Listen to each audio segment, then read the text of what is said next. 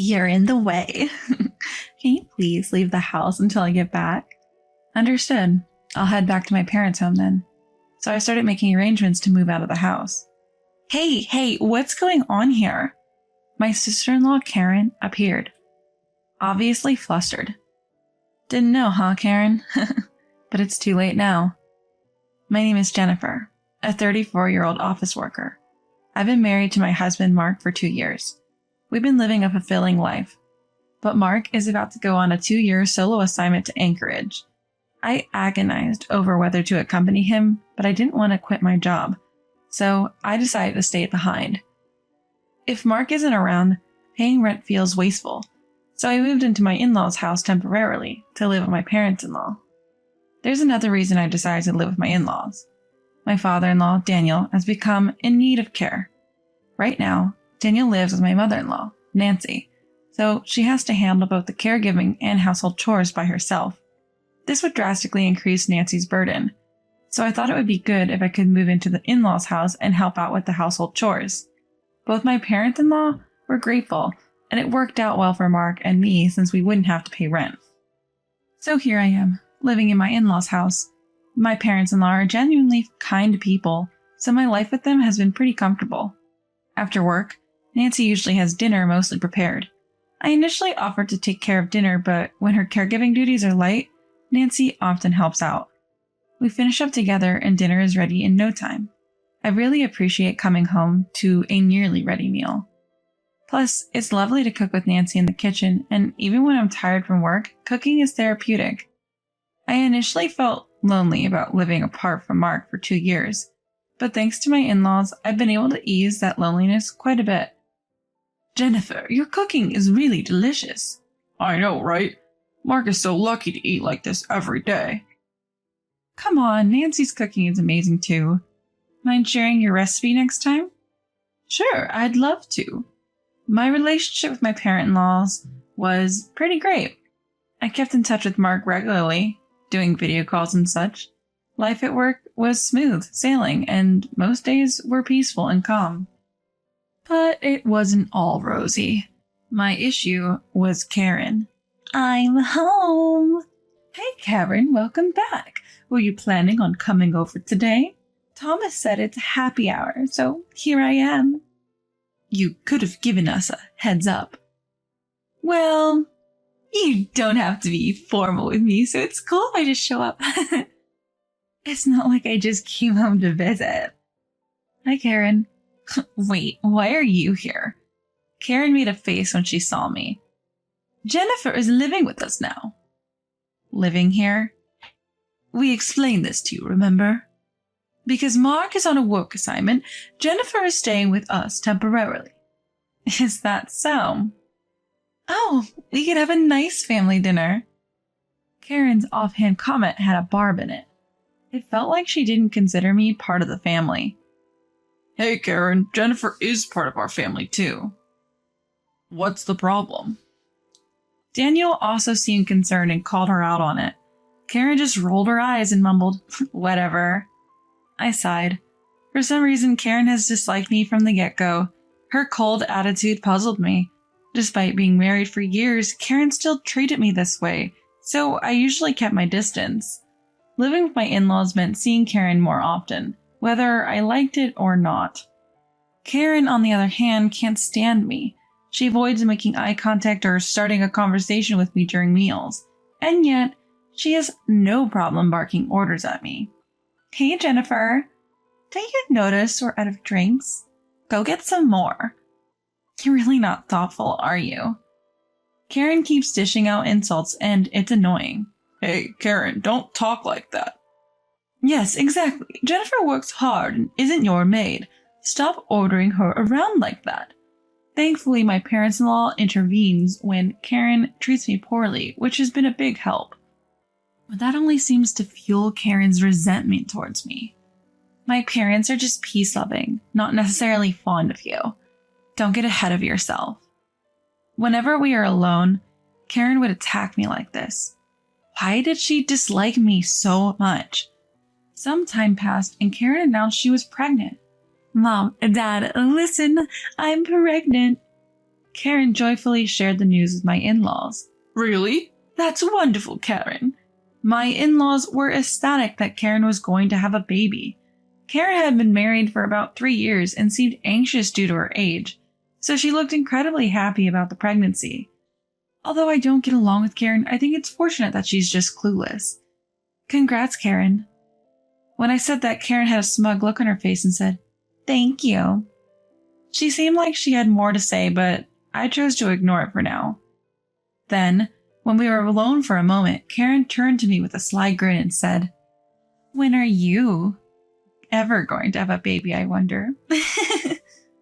Normally, if you don't have an heir, you're considered useless, you know.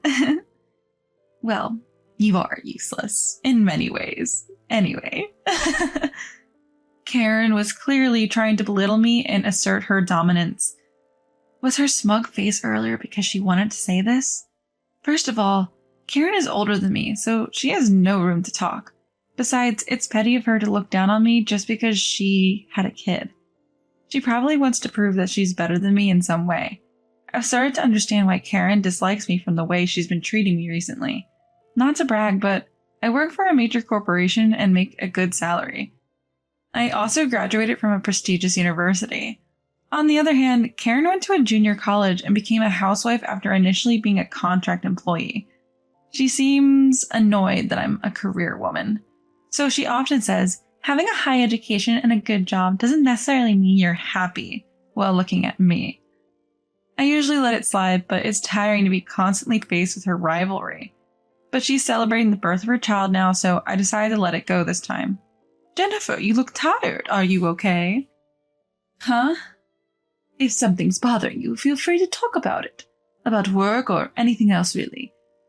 Including stuff about Karen." "What?" "Every time Karen comes here, she says something nasty to you, right? I can watch her when Daniel and I are around, but I've been worried about you when you two are alone." Nancy. I was touched that Nancy had been watching out for me, so I opened up a little bit about being tired of Karen's attitude. "I'm really sorry about that."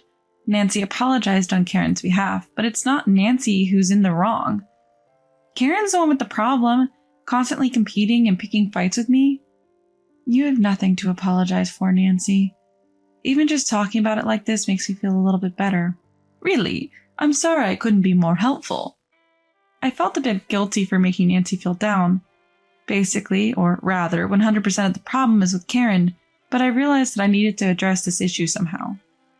Then something happened that made me lose my temper. One evening, after dinner, my phone rang. I was about to answer, but I froze when I saw the screen. Karen's name was displayed surprisingly. "Oh, it's Karen. What could she possibly want?" Who knows? I'm sure it's something unpleasant, but since Nancy saw the screen, I can't avoid answering it. "Hello?" "Hello, Jennifer. Could you move out for a while?" "What?" I accidentally raised my voice. Nancy, who's next to me, looks at me with concern. I might as well let her hear what Karen is saying. I switched the phone to speaker mode. Karen's voice is now clearly audible to Nancy as well. "What do you mean, move out?" "I'm planning to go back to our hometown to give birth." I glance at Nancy. Nancy shakes her head, indicating she wasn't aware of this. "Have you discussed this with Nancy and the others?" "I'm going to." I'm sure they'll agree, so I'm not worried. I'm flabbergasted at Karen's selfish reasoning. In any case, you being here will be in my way. "Excuse me? You're just in the way."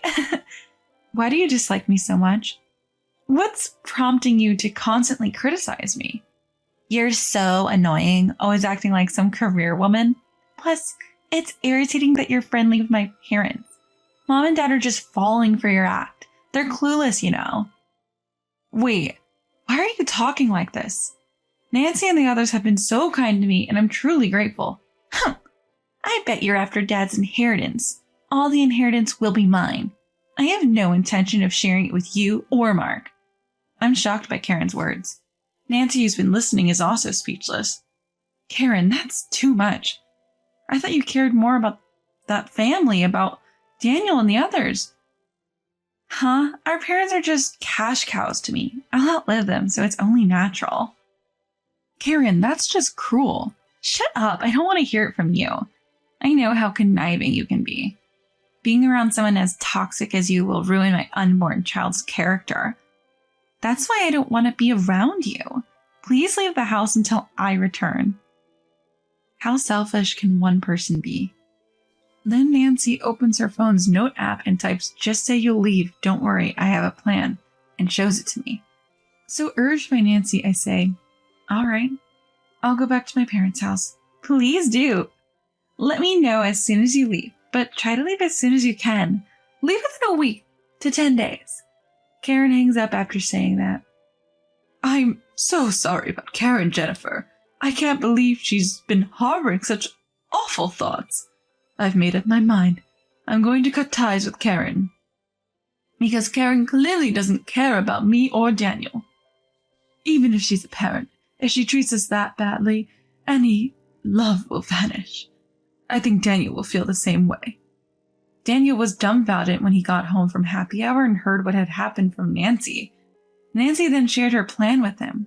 The plan was to sell their in-laws' house and empty it. "You know, I've always thought this house is too big for just the two of us, and the multiple levels will make it hard as we get older. So I'm thinking of selling it, buying a more accessible condo with the money." Daniel agreed it was a good idea. I also decided to help out with Nancy's plan. "I'll start looking for properties." "Thank you, Jennifer." Then I began making arrangements and preparations for moving. I contacted Mark to explain the situation. Mark was taken aback but ultimately agreed. We quickly finished moving. Everything went surprisingly smoothly.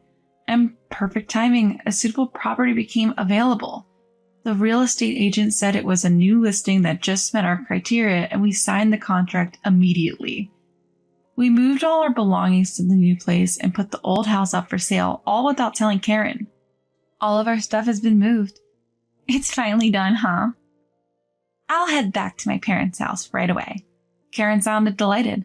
I struggled to contain my laughter, not knowing what would come next from Karen. The next day, it seemed Karen had arrived at her parents' house. She immediately called me. "What the heck is going on?" Karen was obviously panicking. "You really had no clue, huh?" "What?" "It's too late now.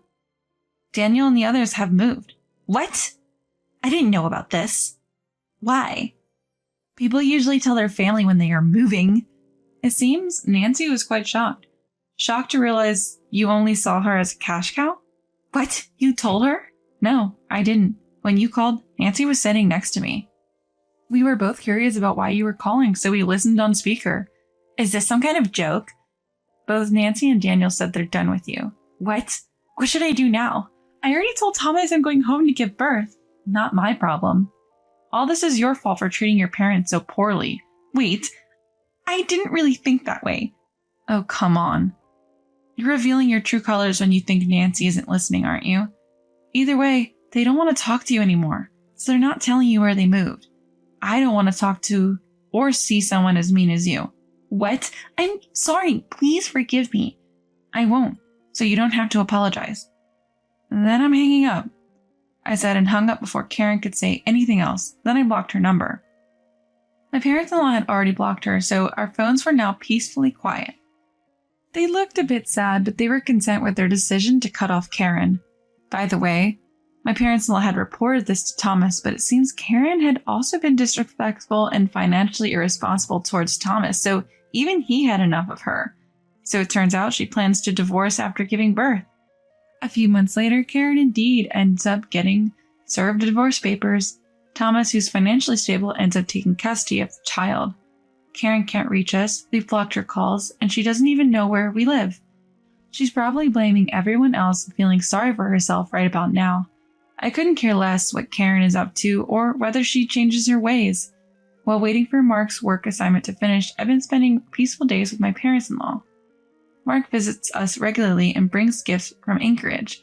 Whenever he can take some time off, I go to Anchorage and we spend quality time together. The days are flying by, and I know it won't be long before Mark and I can live together again. Until then, I look forward to more happy days with my in-laws.